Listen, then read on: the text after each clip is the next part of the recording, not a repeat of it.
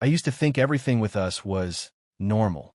Not movie perfect, not fireworks every night perfect, just that calm, cozy, everything's fine kind of normal that people secretly crave. We had been together for almost 3 years, sharing a small, rented apartment with crooked floors and a bathroom door that never closed properly. On weekdays, it was the usual routine. Morning coffee, he always drank his black, I added milk, quick goodbyes before work, little text messages to check in. Even the mundane things, the way he remembered my coffee order or how I liked the living room windows open, felt like proof that this life, small as it was ours. From the outside, we looked like the perfect couple. Friends would say, "You two are so stable, it's almost suspicious," and both of our families seemed to approve. I get messages from his mom with hearts. My mom called him the normal one. We joked about moving into a bigger place, plan vacations, and even dare to talk lightly about the future, those half-serious, well, if we ever get old, conversations that somehow felt safe. I trusted him, really trusted him, not blindly, but with that quiet confidence that comes from years of shared routines and little gestures. I didn't check his phone, I didn't pry, I didn't question where he was going when he left for an hour or two. And truthfully, I was a little scared of how easy it all felt. That calm, that predictability, it almost felt too good to be real. Like a lake with no waves, perfectly still. We argued sometimes, like any couple, over dishes, money, or where he left his socks. But it was manageable and normal. Then we'd make up, and everything felt balanced again. The little rituals of our life, the coffee, the jokes only we understood, the quiet nights with a series we both loved, made me feel protected in a way I hadn't realized I craved. I had no idea that, beneath this calm, there was already a hidden layer of reality I couldn't even imagine. A life EH. Part 2. Strange Details. The first odd things were so small, so insignificant, I probably would have laughed if someone told me to pay attention. They weren't glaring red flags, just faint pink warnings I ignored. He started coming home a little later sometimes. Not every night, just occasionally. He'd shrug and say, "Work ran late," and smile, and I believed him. Because, really, why wouldn't I? There were logical, mundane explanations. Then the phone password changed. Again, nothing dramatic. He'd always had one. But suddenly he was more protective of his screen. He started leaving it face down on the table, moving it with a little too much care, almost unconsciously. A habit, I told myself. Habits aren't dangerous. He became a little different in subtle ways. Less present during conversations, slower to respond, sometimes asking me to repeat things I had said seconds ago. "Are you even listening to me?" "Ivijuka." "Of course," he'd say, flashing that familiar smile. And I believed him. There was also a smell. I know how silly it sounds, but one evening he came home smelling different. Not perfume, not anything feminine, just unfamiliar, slightly foreign. "What's that?" I asked. "Oh, just a new product at work," he said casually. And I accepted it. I wanted to accept it. The hardest part wasn't any one of these details. It was the feeling they left behind. Like an invisible glass wall had slid between us. We were still touching, still talking, still laughing, but nothing seemed to pass through that barrier. I could sense it, but not name it. Several times, I caught myself thinking I don't really know him. And then I scolded myself. We've been together for years. What does "don't know him" even mean? He's my boyfriend, my partner. This feeling shouldn't exist. I didn't search for proof. I didn't snoop. I didn't ask questions. Because deep down, I already suspected that if I looked too closely, I would see something I wasn't ready to confront. And that fear K. Part 3. The Revelation. It happened so mundanely it almost felt cruel. No shouting, no stormy night, no dramatic music playing in my head, just an ordinary evening that turned everything upside down. He went into the shower, and I was lying on the bed scrolling through my phone, half watching the muted TV. Then his phone vibrated on the nightstand. I wasn't going to touch it. I hadn't planned to. But the screen lit up, and a notification preview appeared. No name, just text. "I miss you. When will I see you again?" I stared at it longer than I wanted to admit. My first thought was, maybe it's innocent, maybe a friend. But then the rationalizations started unraveling under their own weight. There were too many maybes, too many coincidences. I set the phone down. My heart was racing, but I still told myself, don't jump to conclusions. Don't ruin something good over a single message. But then the phone vibrated again. Another message. You promised. I'm struggling without you. And that's when something inside me clicked. Cold, sharp, undeniable. My hand shook as I picked up the phone. The password, he hadn't changed it recently, was familiar, and I hesitated. I didn't want to see it, yet I couldn't stop myself. I opened one conversation. Just one.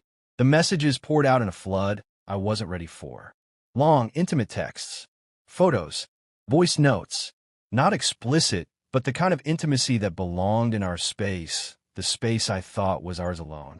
Words like, I think about you all the time, and I wish you were here hit me like a punch. This wasn't casual.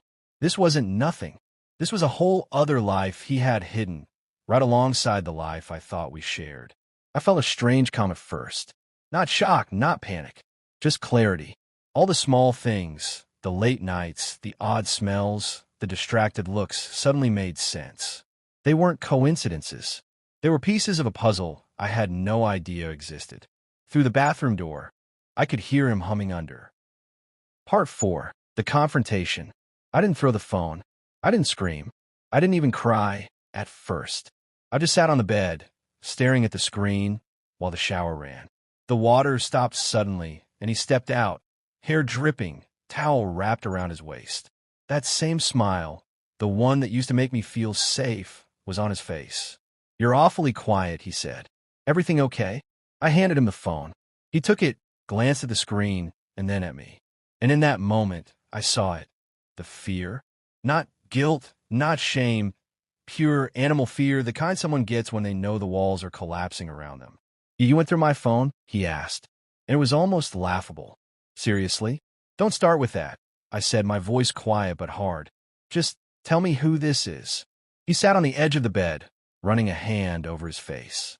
At first, he mumbled, hesitated, gave me some tangled explanation about how it wasn't serious, how it just happened, how I didn't mean for it to go this far. I didn't interrupt him. Not yet. But then I asked a question I've been holding back.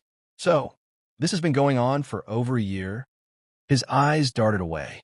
He didn't answer. And that silence, that was the truth. You came home after being with her? I whispered, my voice breaking. Yes, he said. That one word hit me harder than any lie could have. All our kisses, all our evenings, every I love you, suddenly tainted. Like someone had touched every memory with dirty hands. I stood up. My hands were shaking. You lived with me and had another life alongside mine, I said. And not once did you think I deserved the truth. He started to cry. Real, messy crying. I was scared. I didn't know how to tell you. I love you. I love you so much. Part of me wanted to reach out. Part of me wanted to scream. But mostly, I felt nothing but a cold, hard clarity.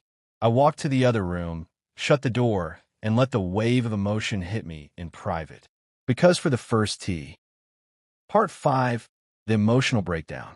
I collapsed on the floor, back against the door, and just let it hit me. The apartment was quiet, but not really. I could hear him moving around, dropping things, sniffing, pacing. Every little sound felt like a reminder of what had just happened, and I hated it. I wanted him gone. I wanted the apartment gone. I wanted the world to disappear for a while. At first, there were no tears, just emptiness. Like my chest had been hollowed out and replaced with a cold, dark space. I looked at my hands, thinking, is this my life now? Just this hollow, quiet ache? Then the tears came. Silent at first, then uncontrollable. My body shook, my chest ached, my lungs burned.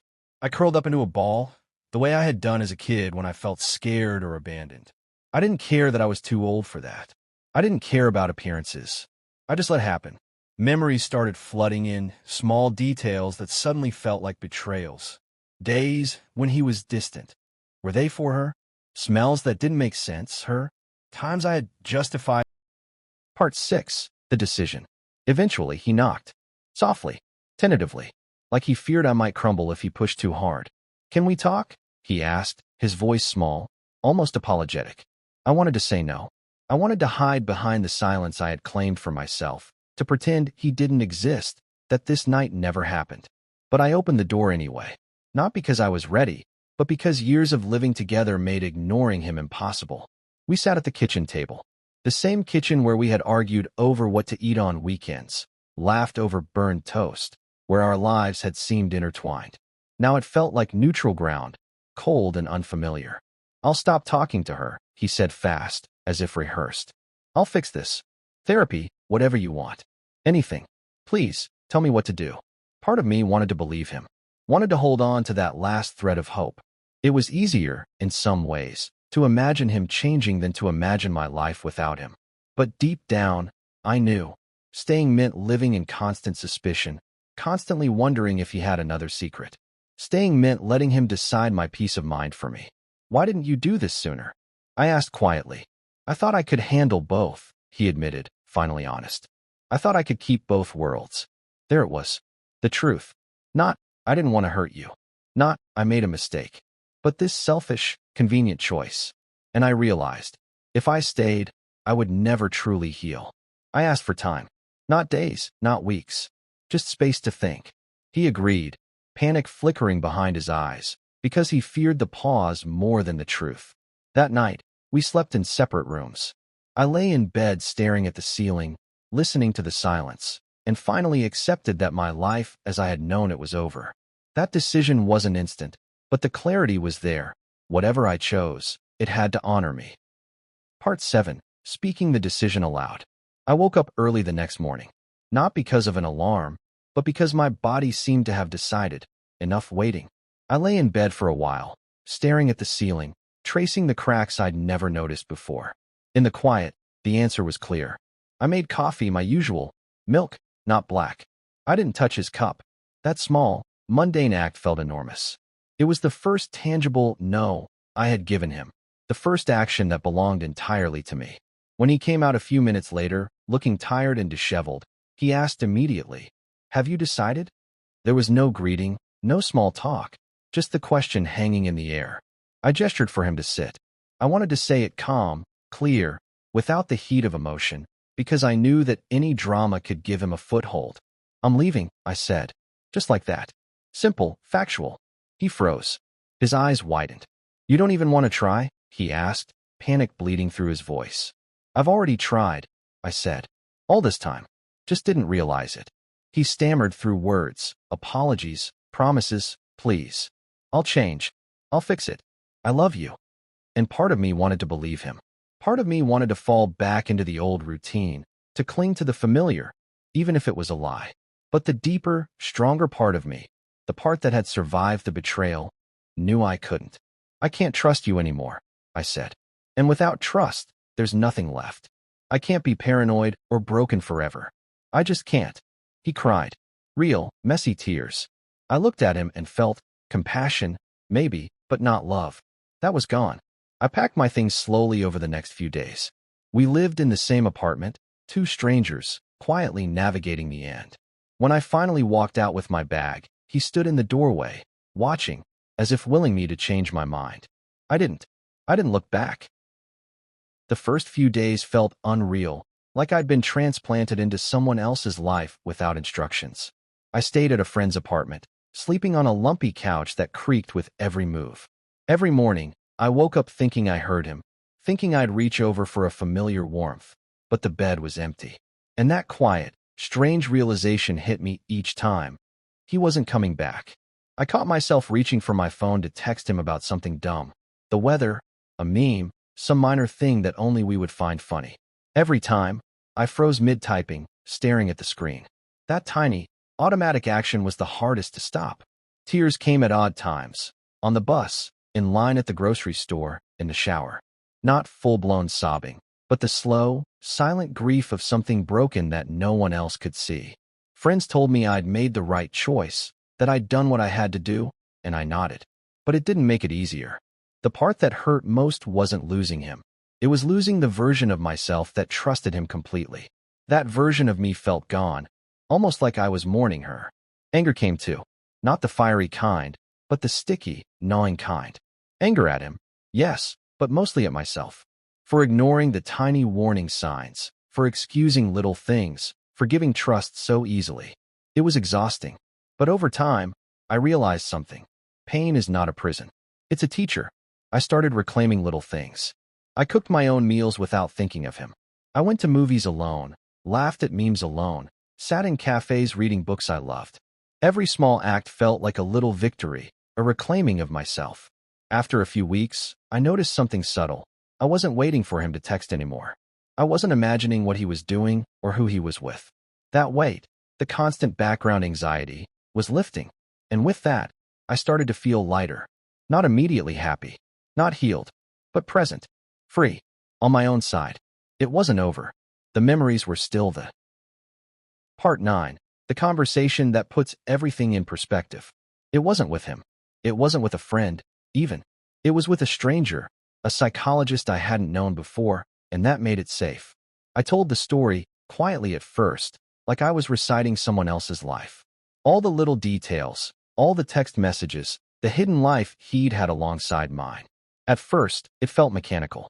I wasn't feeling much, just listing events. Then, mid-story, I caught myself. I realized that every time I said, I didn't notice, I thought it was fine, or I ignored it, I was really talking about me. Not him, not her, not the cheating me. I had been living in someone else's narrative for too long, and I hadn't really been present in my own life. The psychologist asked the simplest question, but it hit harder than anything else. Where are you in all of this? I froze. Because the truth was, I had no idea. I'd been so busy trying to hold the pieces of a broken trust together, trying to rationalize, forgive, ignore, that I'd lost track of my own voice. I'd become background, a supporting character in my own life story. I thought about him later that week. He appeared at a party we both attended. He looked smaller, quieter, diminished in a way I hadn't noticed before. He asked me how I was. I said simply, better than I thought I would be. It wasn't a victory. It wasn't triumph. It was a truth. I could say it, and I meant it. Because I was finally no longer living in the lie, no longer carrying the weight of someone else's deception. I could move forward on my own terms. Walking home later that night, I realized this wasn't an ending. Not really. It was a pause, a reset, a chance to reclaim my life. And for the first time since everything broke, I felt a sense of control, not over him, not over what had happened, but over myself. Sometimes healing isn't loud. Sometimes it's a quiet, steady shift. And for me, that shift was just beginning. Part 10. Reflection and Growth. Almost a year has passed. I've changed, not overnight, but in small, persistent ways. First, I learned to sleep alone without that edge of anxiety. Then I learned to cook for myself without thinking about whether he'd like it. Then I learned to laugh at memes, buy tickets to concerts, and go to movies by myself. Tiny freedoms I hadn't realized I missed. The betrayal wasn't just heartbreak. It was a mirror. It showed me who I really am, how I react when the world I built crumbles beneath me. It forced me to confront my limits, my values, my sense of self. I discovered that my strength isn't in keeping someone else happy or in forgiving easily. It's in protecting my own heart, my own truth. I've learned to trust again, but first and foremost, to trust myself. Before, I trusted him, and he built a hidden life while I was devoted, thinking everything we had was shared. Now I trust my own instincts, my own boundaries, my own feelings. That trust is mine. It can't be broken by anyone else. I also learned this. Not everyone who loves you is meant to stay. Not every loss is a tragedy. Some are corrections, adjustments in the plot, to put you in the role you were meant to play. The lead, not a background character. Sometimes I still think of him. But it's not about love, or sadness, or longing anymore. It's just a memory, a chapter in my story. And I can recall it without screaming in my chest, or drowning in tears. That, in itself, is victory. I became someone who values peace. Someone who knows that trust is not a gift, but a choice. Someone who can cry, laugh, feel lonely, and still remain herself. And that, more than any relationship, more than any betrayal, is what I needed to learn. I survived. I reclaimed my life. And now, when I look at the future, it doesn't scare me. It's mine, and I'll live it fully, honestly, and on my own terms.